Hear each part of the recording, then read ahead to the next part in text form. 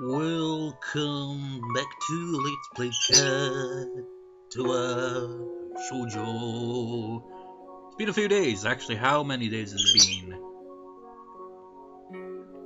Okay, I recorded that on the 8th. It is the 12th now. It's 4 days. Just like, god damn. It's like, at this rate, it'll take me till freaking, like, Christmas or something before I freaking complete this freaking route. You know, I got back to playing the Pokemon Moon again a bit, and you know, like I ranted in the previous recording about the game. Just like I've just been trying to complete the Pokedex a bit, because just like, hey, why not, I guess. My motivation suddenly picked up after a few days of just being like, I guess. You know, it's like, it's 12th today. I think that's like the deadline on this one mission thing that's like in the game. Like a worldwide kind of thing where everyone just tries to catch as many Pokemon as possible. I can't remember what the actual goal was. I think it was like 1 million Pokemon or something like that. And the last time I checked, it was nowhere close to that. But I checked my record and like I had caught like maybe a little over 100 Pokemon, so I contributed quite a bit to that. So that's kind of interesting. I also started like I've been using the Wonder Trade thing, but there's this other GTS trade thing where you can like request certain Pokemon for like a different Pokemon that you got, stuff like that, or try to find other people's requests and try to meet their requests and all that. It's a pain in the ass. It's just like I want to get like the starters essentially. I remember getting a Litten in a Wonder Trade, which I was like, that's nice, but I chose that starter though because like that was the one thing when I first played. It was like at the start, it was just like, oh, it's so hard to choose. You've got like the cute butler-looking Rowlet, you've got the goofy-looking Water type, and you've got the adorable Litten, which is absolutely what's the words? Unoriginally named. It's like, it's a kitten, right? But it's a fire type, so Litten. Haha. Then evolves into Torracat, and it's like, okay. And now it looks like, I just imagine it would have Sonic's voice for some reason. Then evolves into Inferno, or whatever its name was. And then it's like, what the fuck? Changed from like a kitten to a cat to a freaking goddamn tiger wrestler. It's weird as balls. But yeah, that's the one I chose. I remember also getting a Feebas of all things in a Wonder Trade. It was like, yes! Because I looked up like, and like, it's a 1% chance to get a Feebas by fishing.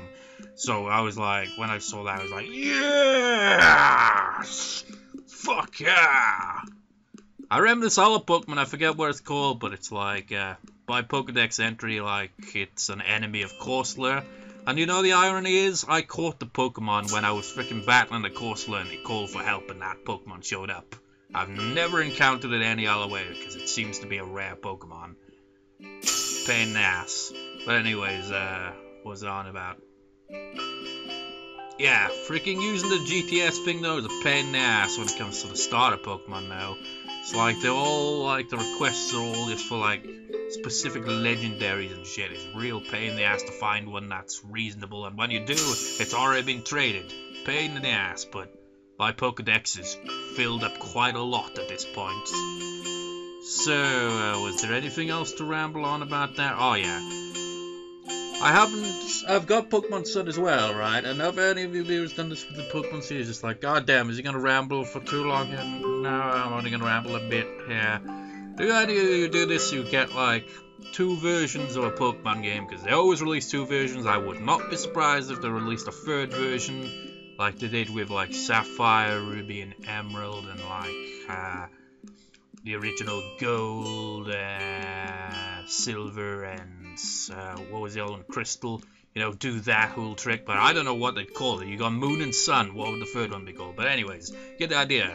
Have you ever had like 2 versions, and on the 2nd one you decide just like, you know what? Let's go with the opposite gender, just to kind of spice it up a bit. And the reason I'm bringing this up is because whenever I get around to playing Pokemon Sun, I'm going to play the game as a girl, because why not? And the reason bringing it up is, What should that character's name be? That is what I am asking. And that is all. Let's actually get on with the plot. Well, Shichan and I were thinking, since we're just two poor little girls that need help with all the work we've been given just before the holidays begin. Now, what I find odd as well is that it's essentially the same scene. And it's like farewell and all that. So obviously something in this scene is going to be different from last time. Sure, I can help.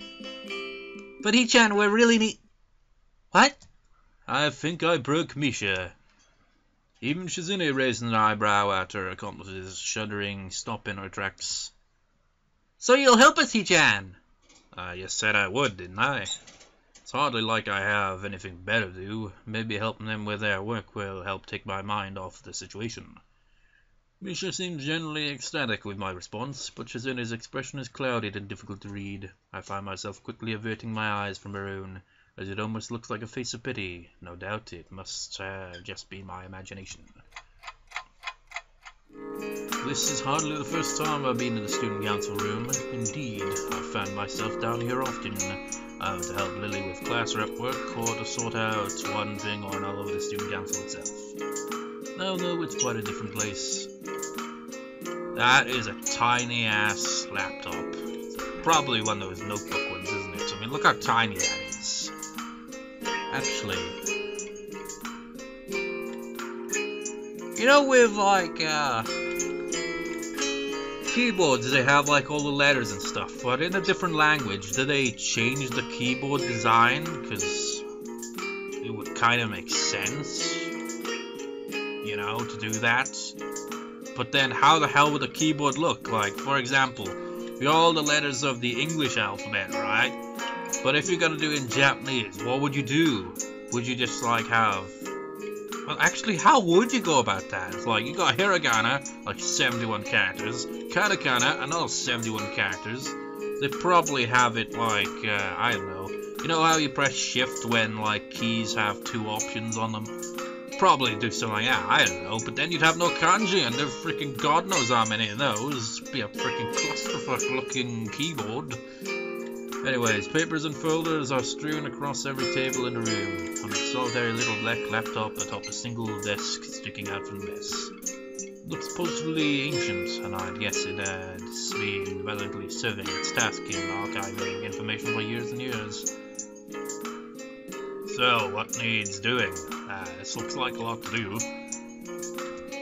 Shizune's expression becomes determined as she signs. It's a worrying look. Everything, Hichan! My worry was well placed. Everything, you say. What's left on the desk is what needs to be done. It all needs to be digitally recorded, which is what the laptop is for. And I'm guessing that I'll be the one doing this? Shichan says she saw you with the computers in the library a few days ago, and that you seem really good with them. Good with computers? I could touch type, I guess, but it still seems like an overestimation of my skills. I was just typing up homework. Wait, Shizune was watching me doing that? One must know their allies before they can know their enemies, of course. Well, that's pretty wise. For once, it's not very hard to work out who said that. Who said what? Nonetheless, it doesn't seem worth fighting over. Singing the gang about a computer doing some typing hardly seems us as far as tasks to help Shizune and Misha go. Besides, it will help to take your mind off things. Take my mind off things? Take my mind off what things? Misha's face goes blank as the dog barks in the background as she translates this for Shizune. The latter's response is only to glance away towards the window after briefly sighing. Misha's face quickly returns to a smile as she translates back. She was confused, I guess, but Shizune is harder to pin down. I was just thinking you may like to get your mind off the exams, of course. Either way, we may as well get into it sooner rather than later. I'll go along with you. That's the spirit, Hichan! And that's the 5th spreadsheet compiled and saved. Time for the next month's. After a little bit of fussing around, we all managed to get a bit realised. Shizune's been gathering up the loose sheets and, thankfully, sorting them into a neat pile next to me. Meanwhile, Misha's been handling the manual writing work, her girly pink pen leaving its unmistakable mark on paper after paper.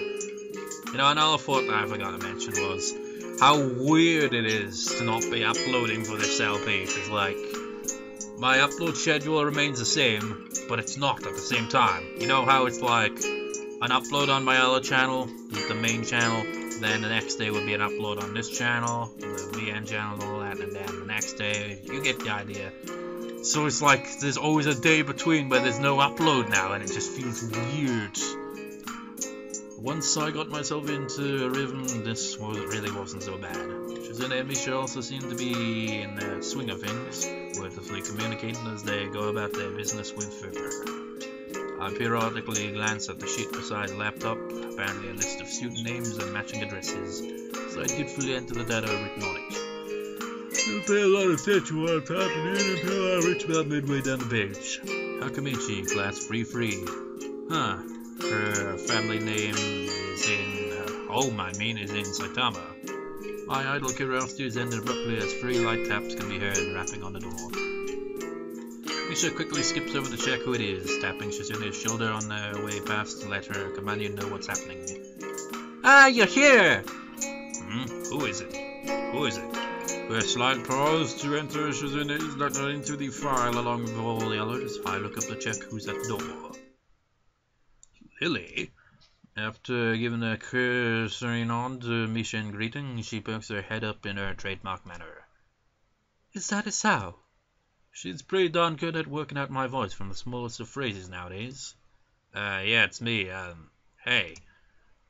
The atmosphere feels slightly awkward as she bows. Neither of us knows quite how intimate we should be around each other, given she's living in just a matter of hours. This is a fact that, thankfully, neither the oblivious Misha nor the hard-working Shizune pick up on. So, you've got your work to do as well? Unfortunately, I arrived as soon as I could, but my class held me up with a surprise farewell party. I had to get changed. I glanced down at the laptop's clock. It's pretty much the end of lunchtime, so I'm guessing Lily managed to wrangle the last period off as well. You know, another thing, I still got a bloody cold. You know that feeling as well? Where, like, you feel cold air in your nose? Isn't that horrible? It's like, I haven't got it right now, but I have had it a few times over the past few days. It's just like, I take it Shizune is here as well. Of course!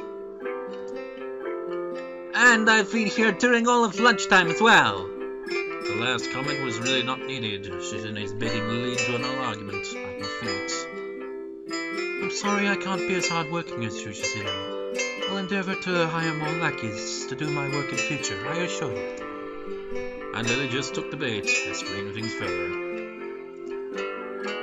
But aren't you the one who's always outsourcing work to your classmates? The difference is that they chose to help, like your tyrannical grip on your own class. Tyranny works. Even if we did things differently, we still got the same results, right? And again, tyranny does not really work, man. It ends up going to shit sooner or later. You know, some dictator will just come around and be a dick. They'll, like, push their people over the edge to the point where just, like, a rebellion would be like, and then just, like, shit hits the fan. And then some other dickhead usually takes the place, really. But then eventually they get some level of order eventually. This is school, not a police state. You will have to remind me when you were appointed class monarch, I'm afraid. You have to seize power. It's not as good if it's just handed to you. But I guess you wouldn't really understand that, right? Now, speaking of stuff just handed to you, not feeling quite the same as going back to Pokemon Moon and Sun is like the legendaries feel more or less handed to you as well. It doesn't feel like you really accomplished much. I mean, it's good that you can actually get all the legendaries, you know, instead of it just being like impossible to get them all. But still, like, the one thing that bugs me is like there's like I haven't even plugged the freaking laptop charger. I just noticed. Where is it? anyways. One thing I noticed is, like, you got a bunch of characters making cameo appearances in Pokemon Sun and Moon from previous games. I think most of the ones that I've seen, aside from 2 certain characters from the originals, which was kind of random, are probably from Generation 5 and 6, which I haven't played, as I've said before. But it seems like they're just there to pretty much be like, hey man, here are some legendaries. It's just like, we're just gonna hand you this shit. And it honestly just sounds overly complex the way they go about it. It's like, oh yeah, here's the data for this and that and this and that. Here are disk drives and shit. It's just like, god damn, when did Pokemon become freaking so confusing? It's starting to seem like Digimon with some of them. Even the looks of some of the Pokemon kind of remind me of Digimon. Particularly like legendaries, like, have this kind of look to them. Some of them just feel like Digimon. In fact, the freaking legendary on the cover of Sun reminds me of Leomon's Ultimate Omega Digimon form, or wherever it was. I forget what his name was. It's kind of weird.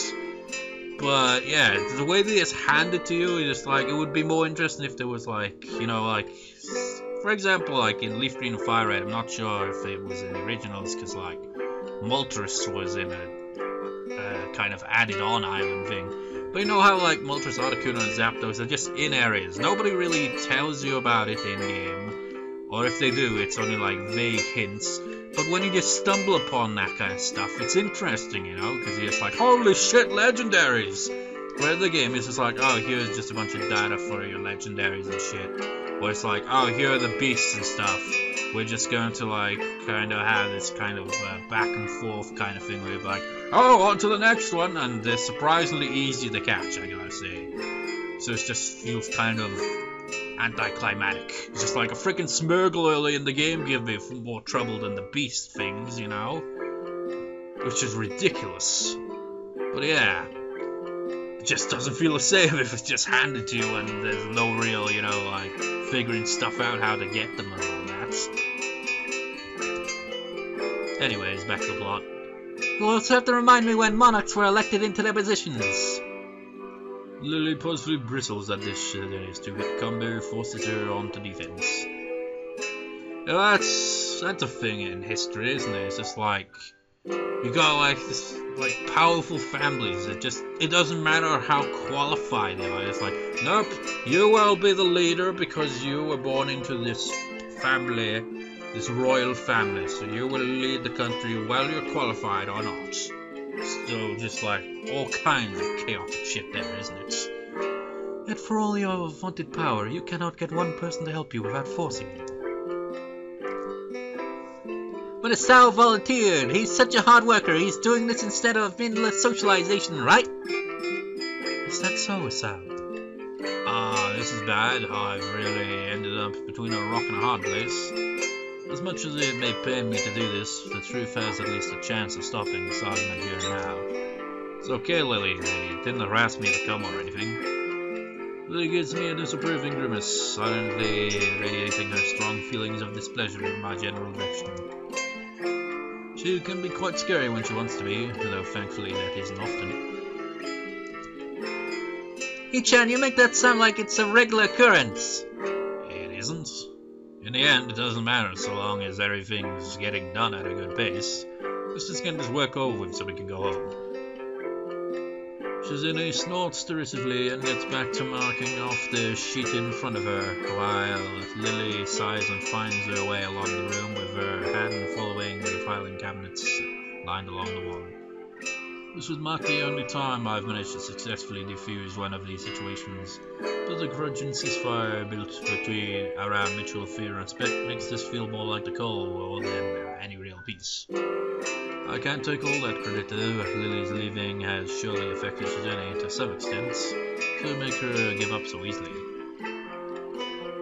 Moments before getting back to my work, I noticed Lily reaching up to grab something from above a filing cabinet. Almost offered to help, but her height gives her ample ability to take it down safely. Once she sets the strangely shaped device on the desk beside me, I realize just what it is. Sort of. She takes the old green covering off and sits down. At first glance, it seems to be an old metallic blue typewriter, but it doesn't take me long to realize it's far from ordinary. It has far fewer keys than expected, and those it has show no lettering printed on them, although the shadows cast by the tiny braille dots on them give a hint to the thing's purpose. A line typewriter? Oh, this, well, not far off. It's normally called a Perkins Brailer, but it's basically a typewriter for the blind, yes. It presses braille into the page rather than text, which is why it has fewer keys. Ah, that's really neat. She gives a light-hearted grin at my curiosity over it. I have to admit that it appeals to my sense of novelty. Without further ado, we each get back to our allotted tasks. The loud clunking of the mechanics in Lily's brailer and the tapping of the laptop's old and weary keyboard quickly filled the room. It's a nice atmosphere, really. Everyone knows what they have to do, and Lily and I get to sit beside each other and exchange the odd word as we work away. Nostalgic, that's what it feels like. It's pleasant, but just slightly strained with the knowledge that our time together is nearing its end. Excuse me, Misha. To properly address her, Misha bounces over from the filing cabinet she's peering into, in spite of Lily's lack of sight. For a moment I think it's strange, but then realize it's exactly what I do. What's up? Could you ask Shizune where the attendance records for Class 3-2 are? I think they've been moved. Okie dokie! And with that, she filters off to Shizune, who's working at a table behind us.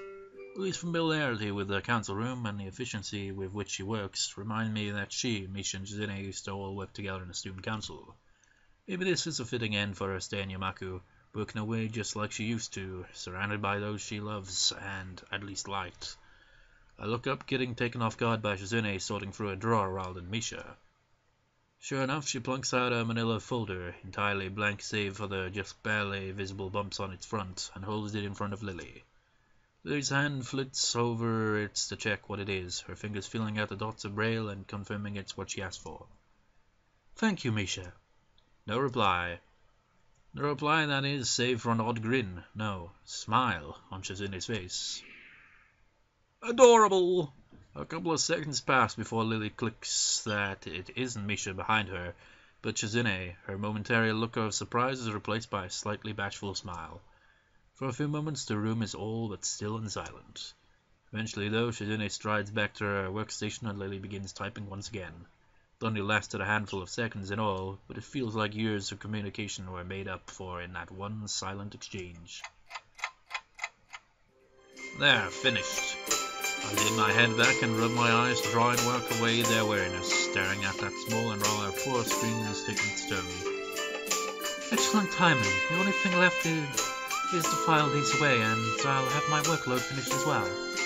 It was hard to do her voice with my frickin' cold. Good, I can pack up the brailer and put it away while you do that. Thank you, Isao. Misha, are you and Shizune far from being done?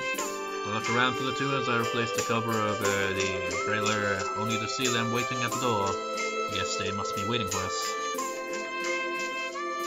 With a minimum of wasted time, we file and pack up everything that remains and join them. Thanks for waiting, you two. We wouldn't just take off without you, Hee-chan. You've been a great help. Shizune nods approvingly, pleased with my efforts. I guess that's the last class representative work done and over with, then. That's right. I'll miss you, Lily. I think it was fun working with you. Thank you, Misha. It's been good working with you. And Shizune. Shizune thinks for a moment before formulating a response. It's not that she often communicates without thinking. Quite the opposite. But this time it's even more considered than usual. Misha looks a little surprised before passing on the message. Shizune says you'd better do your work over there better than you did it here. Far from taking offense, Lily giggles into her hand. If that's the case, then please tell Shizune to give those still here a little more understanding in the future. Competitive until the last. Maybe Shizune and Lily aren't so different after all. Hee-chan says that she'll be checking to make sure you live up to your end of the promise. And that's how it will be. I'd better be off then. Goodbye, Shizune. Goodbye, Misha. So, Lily takes a hold of my arm in hers, there being no need for a cane if I'm here to guide her. With a nod of farewell to the two, we set off out the door and make our way to the school grounds. As I turn to wave goodbye to them, I notice Shizune's gaze lingering on Lily. They may know each other, but family bonds aren't easily broken. Got all your papers sorted then? Yes, they've all been filed out and handed in. On top of things as always, aren't you? She gives an earnest smile at the compliment, but it feels as if their happiness is just over the fact that she's fully aware of how much she's leaving behind. Reminds me of how she was like when I first met her, always smiling, always that little bit aloof, always that little distance away from everybody. Even now she still maintains that air around many others, especially those she's not close to, and hope that our time together would have changed that fact. Our pace slows, the two of us coming to a halt in the all but empty school gardens. Isao, is something the... Lily's words are cut short as I turn and wrap my arms around her, pulling her tight. I may not usually be given to such impulse actions, but I just want to be close to her, even if it's the last time I'll be able to. All the other students have retreated to their dormitories and homes, only the ruffling of leaves in the breeze making any sound whatsoever. As I draw back, I can see she has dropped her carefully maintained smile. Her hand hesitates, wanting now to leave nor to stay on my features. She's putting up a brave show, but how her slight trembling gives her away. Lily may be able to control herself well, but even she can't hold her composure together now. What track is this? Yeah, this is a track that I was on about in the New Year video. I played some parts of this, I think. Well, yeah.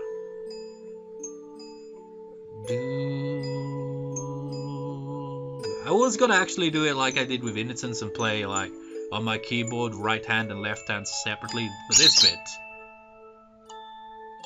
I did kind of play that on guitar.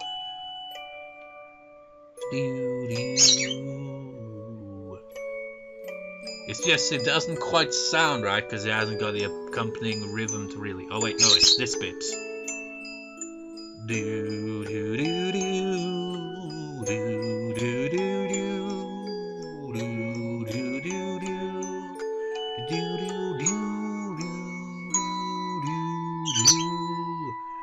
Because when I was actually playing that, I had a chord progression going that was on a loop. So I only had like a certain amount of time to play it before it frickin' changed key, essentially.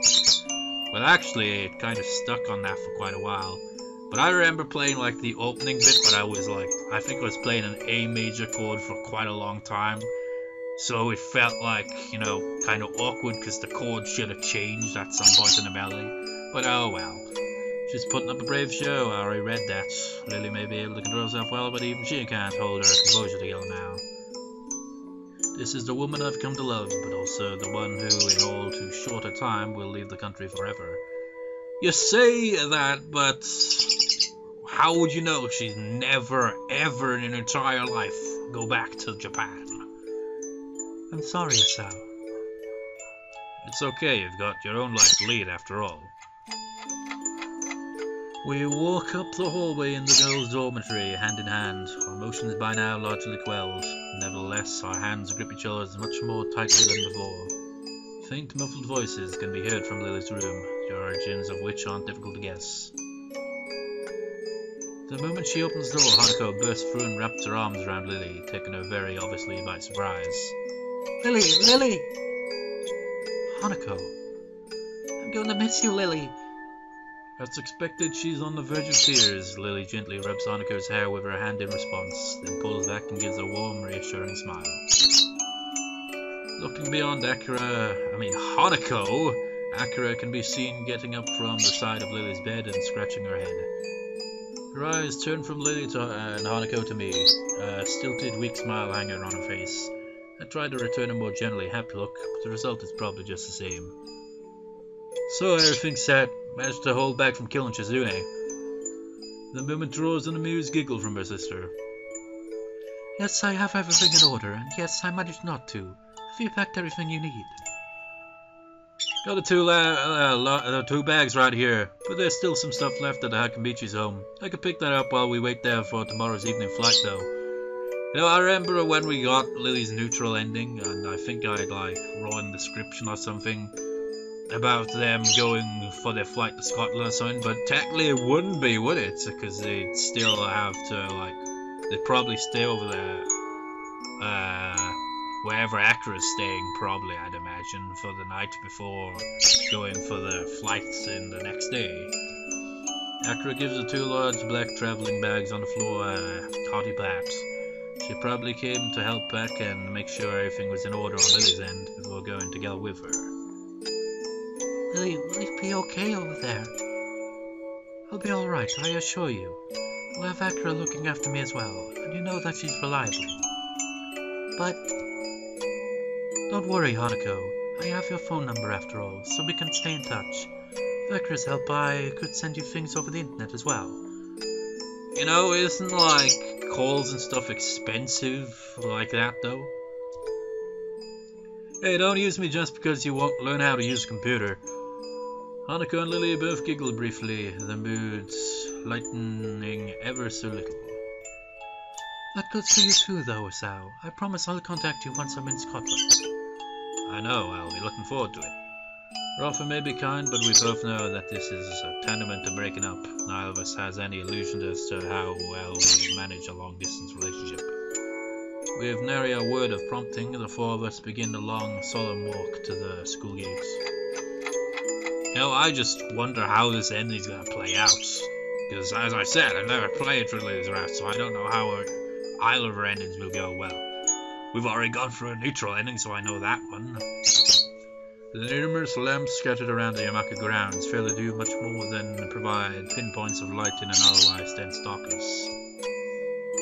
A car parked on the road just outside the school grounds comes into view, its shining black exterior reflecting the dimly lit lamps of Yamaku. I call out to Akira in an effort to alleviate a bit of the heavy atmosphere. That's a car? What kind is it? What kind is it? Don't know much about cars, you. It's a Lancer Evo, solid and speedy. Well, it's not as if a comment on my knowledge is off the mark. I've never really taken an interest in them. It's like I said probably previous times, like people would be able to like look at a car and just be like instantly it's like, oh yeah, I know what company made that car, what like model the car is.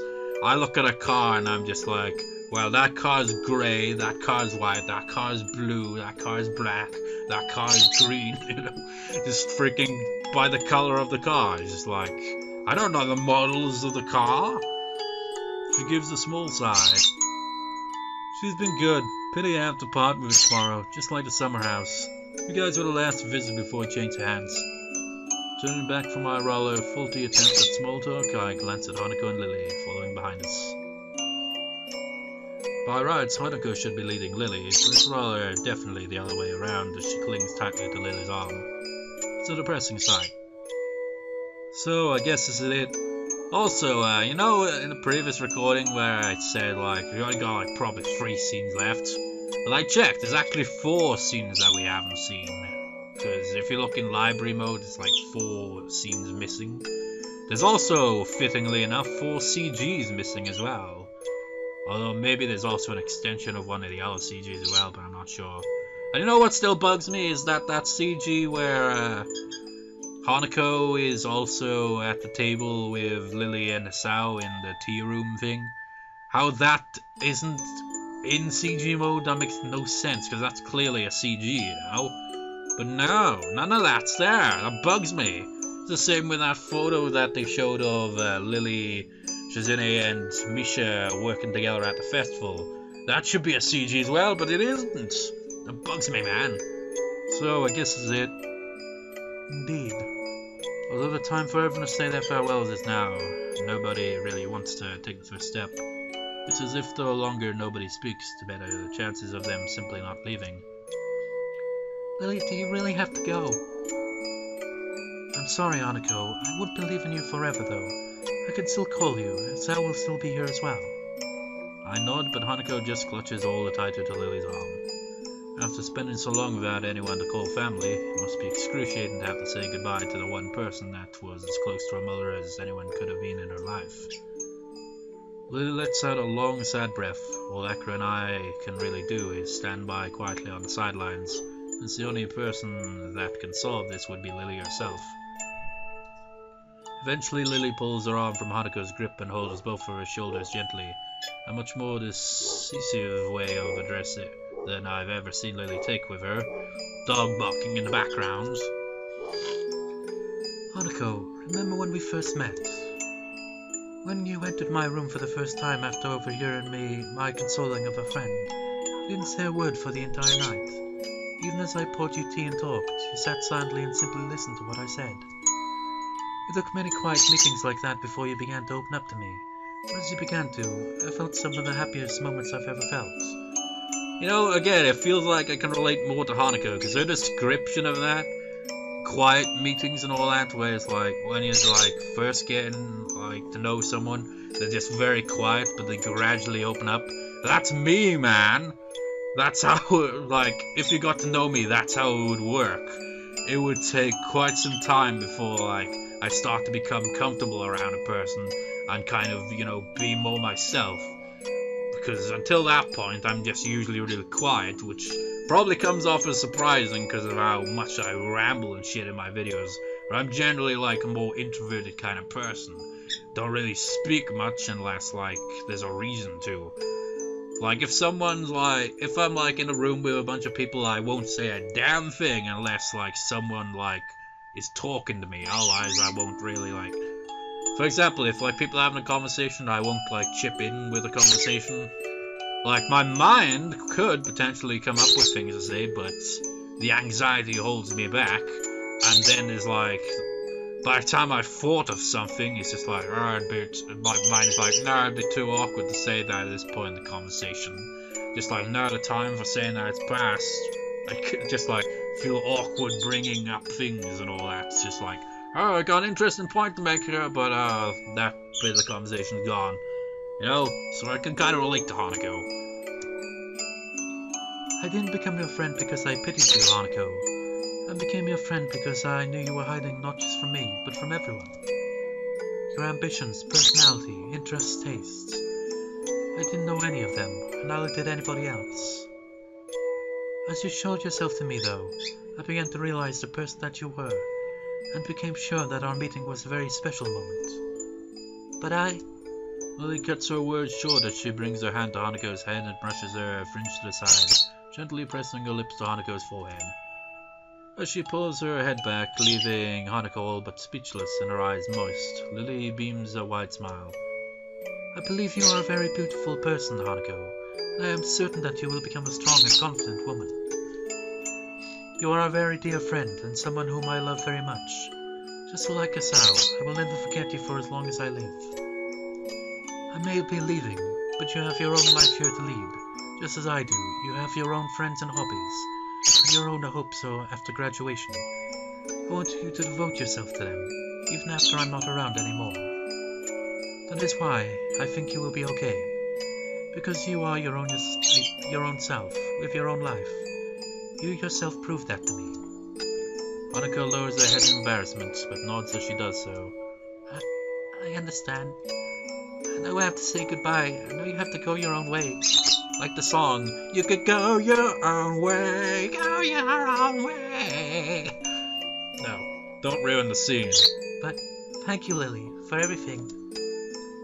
Thank you, Hanako. Will you be okay? There are a few seconds of silence before the answer comes. I will. Lily smiles, undoubtedly at least partially in relief. That makes me very happy, then. Goodbye. Goodbye, Lily. And farewell to you as well, Asao. Goodbye. I'll miss you. She pauses for a moment before walking up to me, her right hand outstretched in front of her, takes a hold of my shoulder. Her left hand slowly and daintily reaches towards my face, taking my cheek in her palm. For a while she simply holds my face, her fingers just slightly moving to take in its contours. Usually her hand would be warm when doing such a thing, but tonight's air had given her skin a cool edge. not sure how long we stay like this. Her clouded eyes pointed just below my own as she wears a wistful, almost distant smile. Eventually, though, I take her cold hand in mine. It's difficult to do so, but with a slight sigh, I gently remove her hand from my cheek. Hope you have a long and happy life, Lily, no matter where you might go.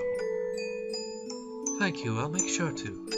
She takes a long, trembling breath before turning slightly towards Akira's direction. I really am just, like, wondering how this ending's gonna, like, change. I mean, what if her normal good ending is also bittersweet? I'll be like, God damn it! But there's 4 CGs missing. This scene isn't just gonna be the ending. Surely not. Akira. Okay. With a nod, she takes Lily's hands and begins to guide her to the car parked outside the gates. They both walk slowly and deliberately, as if their movements had been rehearsed in advance. It's strange to feel like this now, watching somebody leave Yamaku. The feeling of unease I have now reminds me of the first time I walked through those black wrought iron gates that always looked far too pompous for what they were. You know what? It's already gone past that bit, but how'd it go?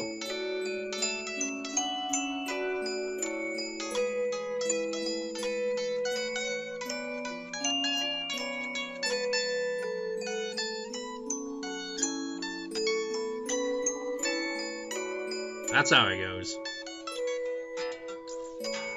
A major, F sharp minor, but it's A major because it doesn't have that minor sound in the to it. Actually, yeah, it has got D major in there. Not quite in the melody there, or E major actually. What chord is dominant here?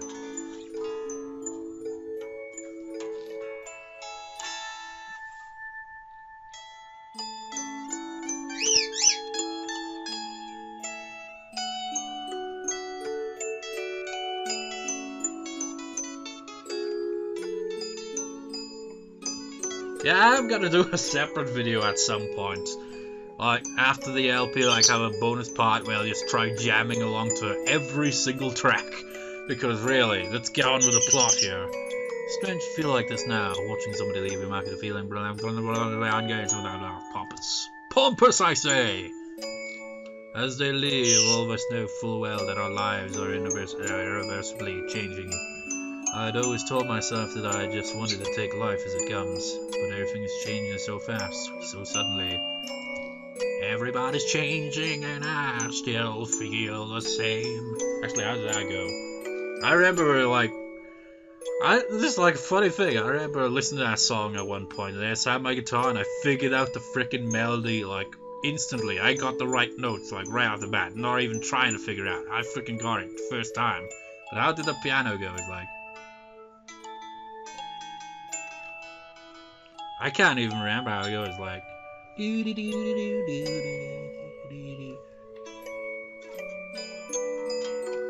nah, I wouldn't be able to figure it out unless the song was actually playing, because I forget how it goes. Oh wait.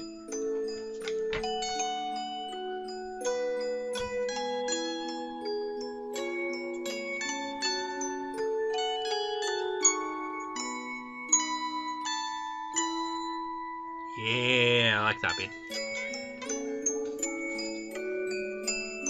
I didn't even, like, I've, like, figured out the melodies using tabs and all that, but that one I don't think I did. I just figured it out by ear, I think. But yeah, keys A major. In the end, Lily's an irreplaceable part of the lives of both Hanako and I. The noise of Akira opening a passenger door for Lily brings me out of my thoughts, her hand waving back as Lily gets in.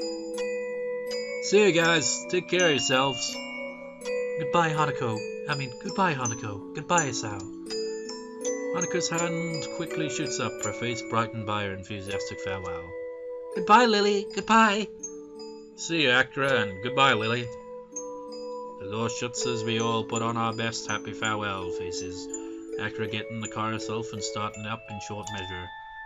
Lily's hand can just be seen waving through the tinted windows, both our hands waving high as well. Now that must, like, be a horrible feeling, saying goodbye to someone you love. like that. Like, the leaving and probably, you know, possibility of ever seeing them again in person are very slight. I mean, it would be a possibility, I'd imagine, some form. But that must be a depressing kind of feeling right there.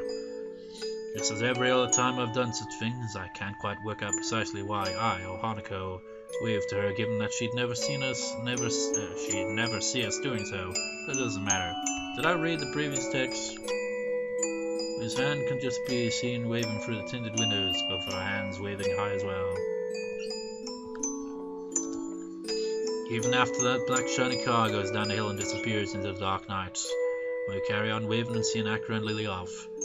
Is there gonna be a scene after this? Is it just gonna lead to the neutral ending? I followed the walkthrough, man! And then they're gone. A strange stillness takes over as our hands return to our sides. I don't quite know what I should do or how I should feel.